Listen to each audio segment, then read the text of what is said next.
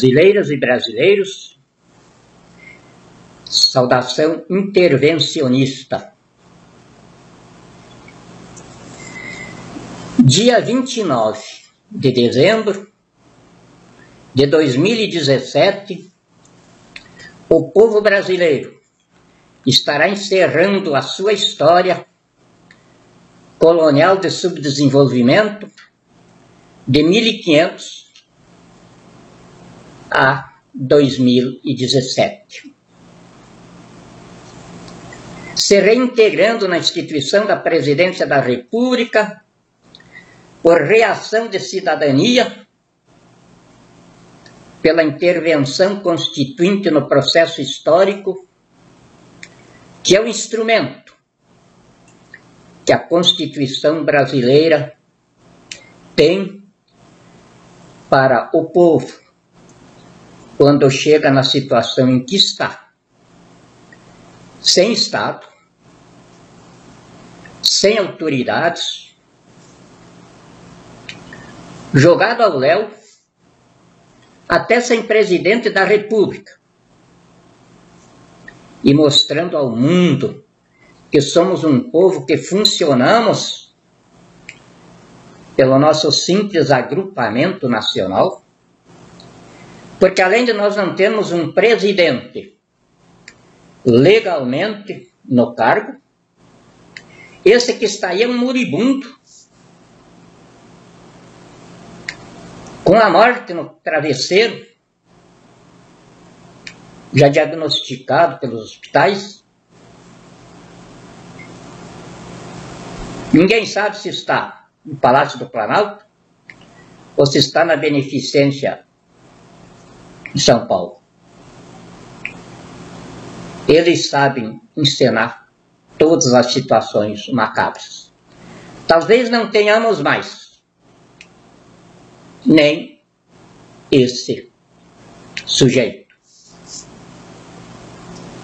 Tivemos esses dias a presença dele, outorgando condecorações e postos aos oficiais das Forças Armadas.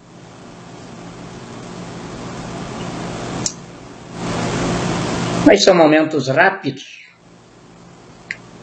que, bem medicado, ele consegue suportar. Esse sujeito, que é professor de Direito Constitucional, não tem em seu favor a presunção de estar fazendo o que faz por ignorância. Então resta sobre ele apenas a acusação de que é um bandido, jogando com a própria vida na sua índole demoníaca. Porque nada, absolutamente nada, está fazendo em benefício do país que ele, com Lula da Silva e Dilma Rousseff, levaram à falência. Falência total, falência absoluta. Falência do país e falência do povo. Nessa falência, já fizeram o povo gastar o FGTS, que era um capital líquido, que foi criado para os trabalhadores pelos governos militares, com os quais eu participei. Comeram o FGTS, lançaram mão no PIS/PASEP. Também já comeram tudo. Aí, lembraram de ações que eu, inclusive, promovi contra os planos econômicos na década de 80, estavam em recurso no Supremo Tribunal Federal. Lembraram disso e então a Procuradoria ou a Advocacia Geral da União propôs acerto. E o Supremo Tribunal Federal está cadastrando os autores contra a União para receberem esse dinheiro.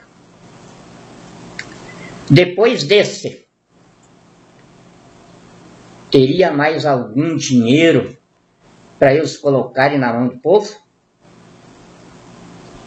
Mas também o Natal e o 1º do ano vão passar.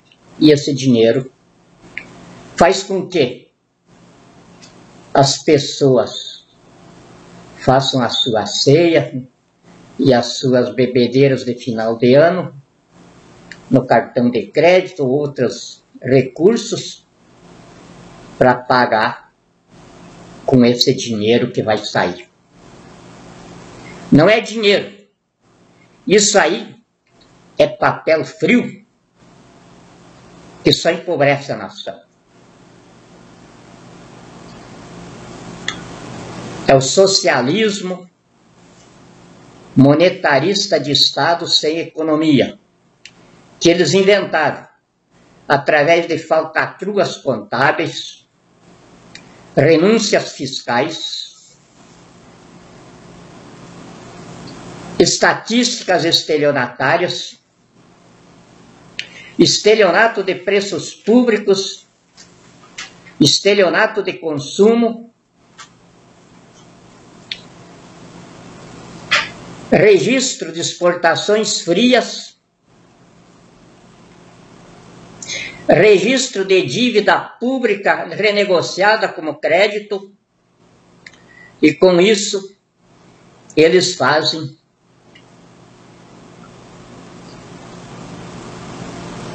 o lastro contábil para a emissão da moeda, em cima da qual os bancos, através do multiplicador bancário, dão giro à roda do consumo, produção, por onde mantém o emprego no consumo fiado e a arrecadação na produção atrelada às emissões frias de governo. Isso gira a roda do consumo-produção, mas definha a economia porque não cria dinheiro de investimentos.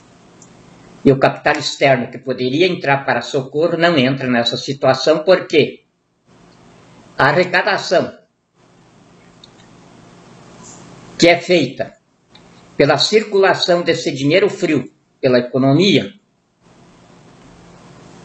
que volta ao tesouro e é contabilizada como impostos, ela se acumula em dívida pública. Eles dizem que está em 3 trilhões, 3 trilhões e meio. Estão mentindo. Pelo estado falimentar do país.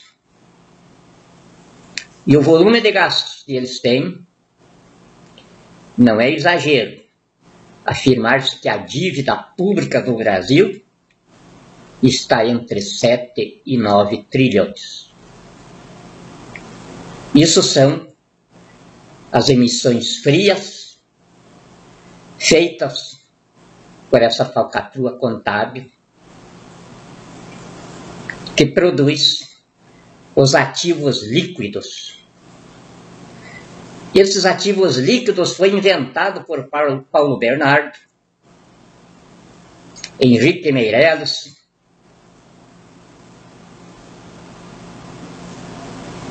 Mantega e a demais corja. Quando descobriram que o dólar americano também é uma farsa, o real brasileiro lastrado em dólar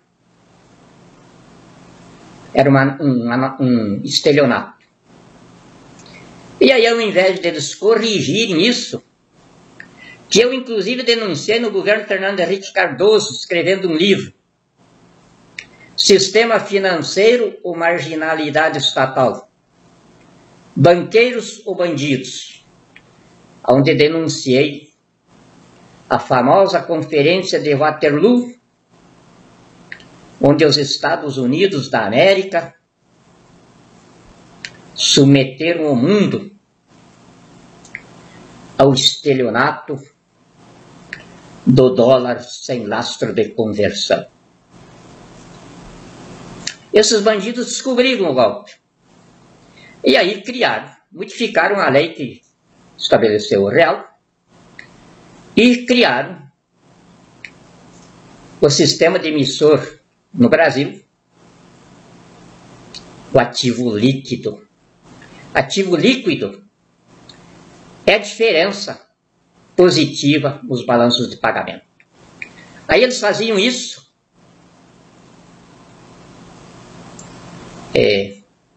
da maneira como eu já expliquei,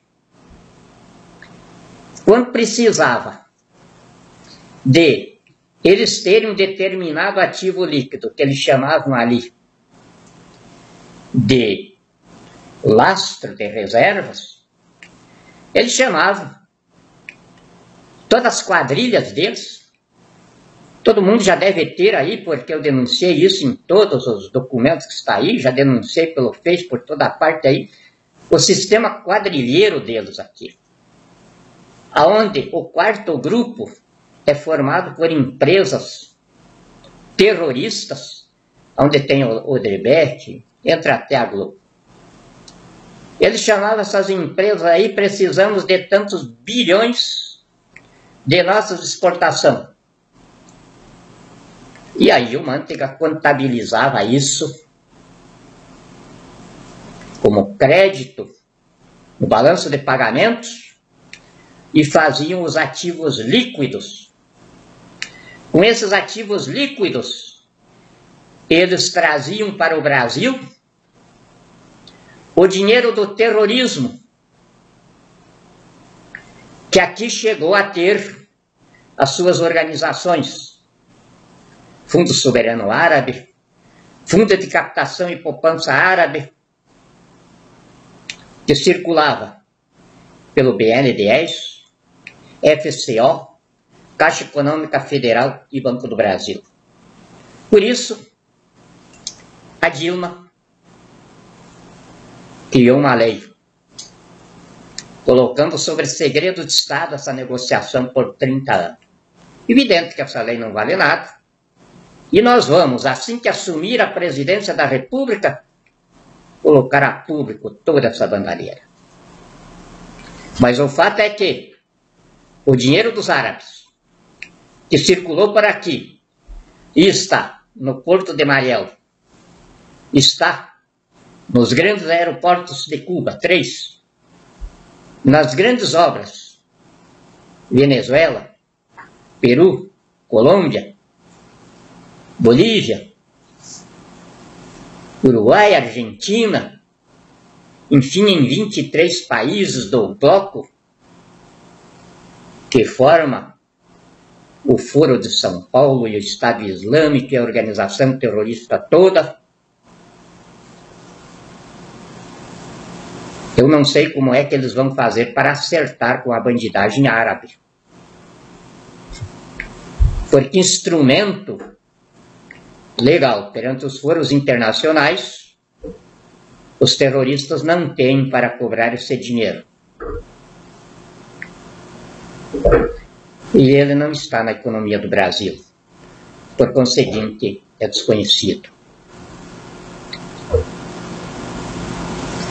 Então, esta é a situação que um presidente da República teria para assumir o país agora, ou no final do ano que vem, muito pior. Aliás, final do ano que vem não teria presidência para assumir, porque os analistas políticos, os cientistas de guerra, concluem que na situação em que está, o Brasil não passa da metade do próximo ano sem uma guerra civil de proporções incalculáveis. Por isso, o povo brasileiro vai tomar posse da pátria no dia 29 deste mês. Sem nenhuma preocupação, porque antes de começarmos o procedimento interventorial que nos trazia a este momento, fizemos um levantamento do potencial econômico do país e estamos com um patrimônio de 243 trilhões de dólares para ser empreendido. Temos ouro para chapear o planeta. Temos riqueza para lastrear a nossa moeda. Então estamos tranquilos. Em 180 dias após a posse, o Brasil estará livre dessa monstruosa dívida pública. A nossa força empresarial já estará começando a ser reintegrada ao progresso e a força de trabalho estará sendo absorvida nela. Muito obrigado.